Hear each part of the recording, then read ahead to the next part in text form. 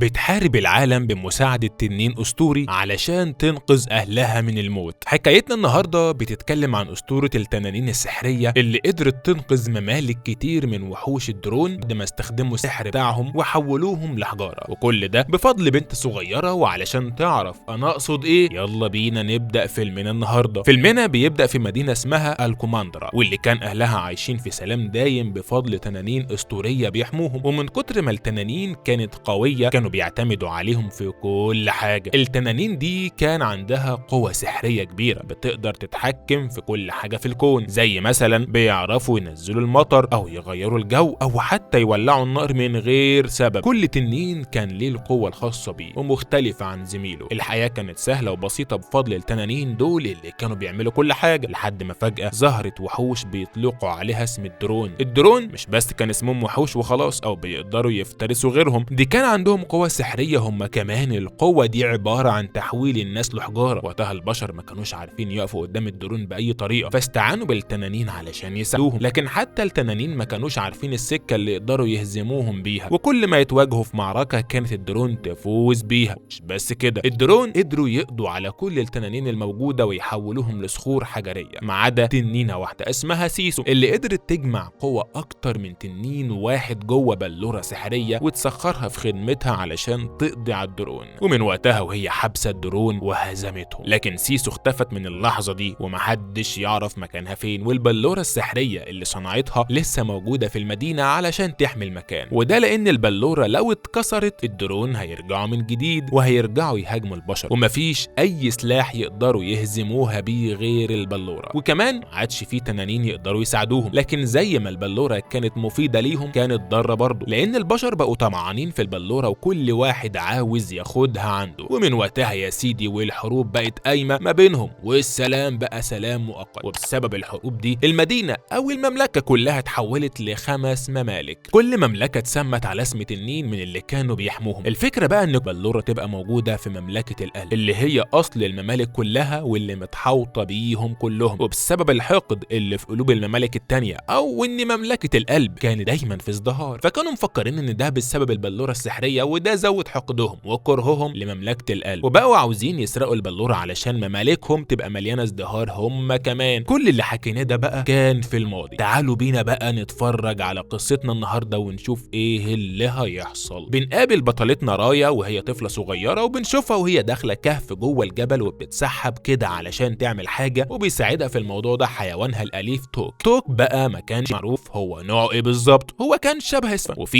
ده كنا بنقول عليها عزيزة. معرفش انتوا تعرفوها ولا لا، بس دي اقرب شبه ليه يعني. المهم توك كان بيساعدها في كشف الافخاخ علشان ما تتعرضش للخطر، لحد ما بنشوفها داخله الكهف اللي كانت البلوره موجوده جوه. وفي الوقت اللي بتوصل فيه للبلوره بيظهر حارس الكهف وبيهجم عليها. ما بيعديش كتير وبنشوف رايا وهي بتهزمه بكل سهوله وبتكشف القناع من على وشه، وساعتها بنكتشف انه باباه. وكان كل اللي بيحصل ده مجرد تدريب بيعمله لها علشان تعرف تحمي البلوره كويس. وبعد ما التدريب بيخلص باباها بيبدا يحكي لها قصه المملكه بتاعتهم، وانه الحارس اللي اتكلف بحمايتها من سنين بعد ما اجداده ماتوا، وهي دلوقتي اللي عليها الدور علشان تحميها من بعده، ولازم تبقى جاهزه لكل المخاطر علشان ما تقعش في ايد حد بالغلط. ولكن رايا كانت مركزه قوي مع البلوره زي ما تكون معجبه بيها. وبعد ما بيخلصوا بيطلعوا يتمشوا في قصر باباها، بيتكلم معاها عن الممالك اللي حواليهم وازاي طمعانين في البلوره وممكن يعلنوا الحرب عليهم في اي لحظه علشان ياخدوها منهم، ودورهم بقى ان هم يحافظوا على البلوره عندهم طول العمر. فمن غير اي تردد رايا بتعرفوا انها جاهزه لاي معركه معاهم. لكن باباها بيعرفها انه مش عاوز الحرب تحصل اصلا، لان نفسه الممالك كلها ترجع تعيش في سلام زي الاول. بيعرفها انه عازم كل الممالك عندهم في القصر علشان يتكلم مع الزعماء بتوعهم ويشوف حل للموضوع، يمكن يوافقوا على السلام. ما بيعديش كتير وبنشوف زعماء الممالك الاربعه وهم بيتجمعوا في القصر الملكي، وساعتها والد رايا بيبدا يتكلم معاهم ويقنعهم ان هم يعملوا معاهده سلام سوا. بس كان باين على وشوشهم كلهم ان هم مش حابين الكلام بتاعه، وكل واحد جاي وطمعان ياخد البلوره باي طريقه. كل ده ورايا واقفه وسطهم وشايفاهم وهم بيتكلموا، فحست ان هم مش قابلين كلام باباها. قامت متدخله علشان تهدي الجو وعرضت عليهم يتغدوا الاول وبعدين بقى يبقوا يكملوا كلام، بس ولا واحد منهم بيرد عليها ما عدا بنت اسمها نماري اللي كانت بنت واحده من زعماء الممالك دول. في الوقت ده بناخد بالنا من حاجه مهمه قوي، وهي ان نماري لابسه سلسله على شكل تنين. وخليكم خليك فاكر المعلومه دي قوي يا صديقي علشان هنحتاجها بعدين. نماري ما بطلتش كلام مع رايا عن التنانين، وكان باين قد ايه هي مهووسه بيهم، ومن كلامها خلت رايا تركز معاها وتحبها على طول، وبتبدا تقرب منها كمان لدرجه انها بتعزمها تطلع معاها لاوضتها. نماري بتطلع خريطه قديمه معاها وبتحكي لها عن سيسو اللي اختفت زمان ومحدش يعرف مكانها، وبتحكي لها عن الاساطير اللي بتقول انها نزلت المحيط واختفت ومحدش عارف هي راحت فين. من كتر كلامهم سوا رايا بتنبهر بالكلام ده وبتحب نماري قوي، حتى نماري بتخلع السلسله بتاعتها وبتديها ليها كهديه بكل حب. اللحظه دي بقى رايا بتقرر تهدي نماري هي كمان، ما هي مش معقوله بقى تاخد الهديه من غير مقابل. بتاخد الست نماري معاها للكهف اللي فيه البلوره علشان تفرجها عليها، واول ما بيوصلوا الكهف نماري بتتحول حرفيا، وشويه الحب اللي كانوا قبل دقيقتين دول طلعوا عباره عن تمثيليه ملهاش اي لازمه، وكانت مقدمه لاكبر خيانه في المملكه كلها، لان نماري كانت بترسم على تقيل وعملت كل ده علشان مامتها الزعيمه، ودلوقتي بمجرد ما بتعرف مكان البلوره بتطلع ترمي شعله في الهواء علشان باقي المملكه يعرفوا مكانها. وبالفعل ساعتها كل الممالك بيبداوا يضربوا في بعض وعينك ما تشوف الا النور، ووالد رايا ما كانش متخيل اللي بيحصل، وكلهم بيجروا على الكهف علشان تقوم خناقه كبيره ما بين الزعماء، والنتيجه ان البلوره بتتكسر، فكل واحد فيهم بياخد جزء ويهرب بيه. وورا كل البلاوي دي بتحصل بلوى اكبر علشان اللعنه بتتفك من على الدرون وبيرجعوا يجروا وراهم ويطاردوهم، واللي بيلحقوه بيعملوا معاه الجلاشه وبيجمدوه مكانه، ما بيقدرش يهرب منهم غير اللي معاه حته من البلوره. اما والد رايا بيقرر يضحي بنفسه علشان بنته تعيش، وبيدي لها حته البلوره اللي معاه وبيرميها في البحر علشان تهرب، ووحوش الدرون بتيجي من وراه تجمده هو كمان قدام عيون بنته اللي ما بتعرفش هتعمل ايه وسط الدنيا دي لوحدها، علشان نشوف توك وهو بيساعدها وبياخدها على ظهره وبينقذها من الميه. وبتعدي سنين على الحادثه دي وبنشوف رايا صديقي بعد ما كبر، ودلوقتي بقى ما شاء الله توك هو كمان كبر وبقى توك،